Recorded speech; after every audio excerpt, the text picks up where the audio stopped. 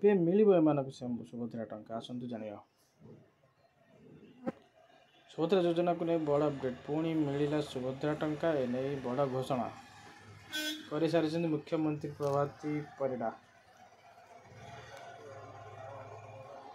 ପ୍ରଥମ ପର୍ଯ୍ୟାୟର ସୁଭଦ୍ରା ଟଙ୍କାକୁ ଚାରିଥ ବା ଶେଷ ପର୍ଯ୍ୟାୟ କିସ୍ତି କେବେ ଆସି ସେ ଅନେଇ ନିଜ ଉପମୁଖ୍ୟମନ୍ତ୍ରୀ ପ୍ରଭାତୀ ପରିଡ଼ା ଆସନ୍ତା ଜାନୁଆରୀ ମାସ ଶେଷ ତାରିଖ ହିତାଧିକାରୀ ମିଳିବ ପ୍ରଥମ କିସ୍ତିରେ ଚତୁର୍ଥ ପର୍ଯ୍ୟାୟର ଟଙ୍କା। 1 କୋଟି ହିତାଧିକାରୀଙ୍କୁ ମିଳିବ ସୁଭଦ୍ରା ଟଙ୍କା। ପ୍ରଭାତୀ ପରିଡ଼ା ଏହି ସୂଚନା ଦେଇଛନ୍ତି। ଏନେଇ ପୂର୍ବରୁ ବି ଘୋଷଣା କରିଥିଲେ ମୁଖ୍ୟମନ୍ତ୍ରୀ ମୋହନ ମାଝୀ।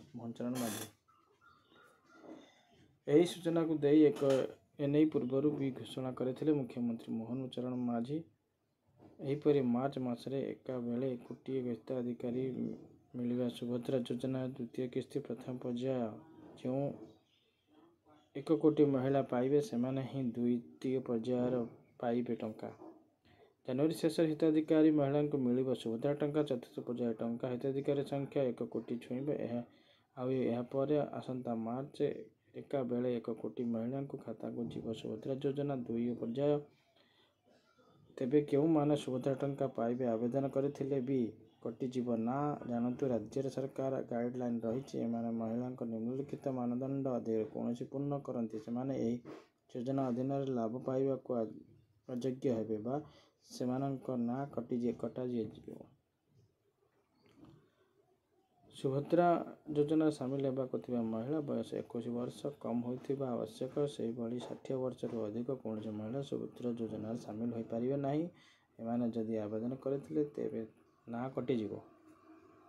ସେହିଭଳି ଯଦି କୌଣସି ମହିଳା ମାସକୁ ମୋଟ 1500 ଟଙ୍କା କିମ୍ବା ତାଠାରୁ ଅଧିକ କିମ୍ବା ବାର୍ଷିକ ମୋଟ 18,000 ଟଙ୍କା ଠାରୁ ଅଧିକ କୌଣସି ରାଜ୍ୟ କିମ୍ବା କେନ୍ଦ୍ର ସରକାର ଯୋଜନା ଯଥା ପେନସନ୍, ଛାତ୍ରବୃତ୍ତି ଇତ୍ୟାଦିର ସହାୟତା ଗ୍ରହଣ କରୁଛନ୍ତି, ସେମାନେ ସୁଭଦ୍ରା ଟଙ୍କା ପାଇବା ପାଇଁ ଯୋଗ୍ୟ ବିବେଚିତ ହେବେ ନାହିଁ।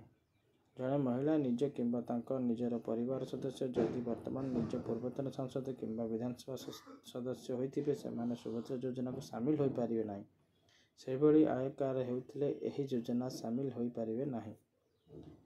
ଭାରତ ସରକାର କିମ୍ବା ରାଜ୍ୟ ସରକାରର ଅଧୀନରେ ଥିବା ଯେକୌଣସି ଅଣ୍ଡରଟେକିଂ, ବୋର୍ଡ, ସ୍ଥାନୀୟ ସଂସ୍ଥା, ଲୋକାଲ ବଡି କିମ୍ବା ସଂଗଠନ ନିୟମିତ ସ୍ଥାୟୀ ଚୁକ୍ତିଭିତ୍ତିକ କର୍ମଚାରୀ ଭାବରେ ନିଯୁକ୍ତି କିମ୍ବା ଅବସର ପେନସନ୍ ଗ୍ରହଣ କରୁଥିଲେ, ଯଦି ଏହାର ସଂଯୋଜନ ଅନ୍ୟ ମାନଦଣ୍ଡ ପୂରଣ କରୁଥିଲେ, ତେବେ ପାରିଶ୍ରମିକ ଗ୍ରହଣ କରୁଥିବା ସମସ୍ତ କର୍ମଚାରୀ ଏବଂ ଆଉଟସୋର୍ସିଂ ଏଜେନ୍ସି ମାଧ୍ୟମରେ ଆୟୋଜିତ ସମସ୍ତ କର୍ମଚାରୀ ଏହି ଯୋଜନାର ଅଧିକ ଯୋଗ୍ୟ ବିବେଚିତ ହେବେ।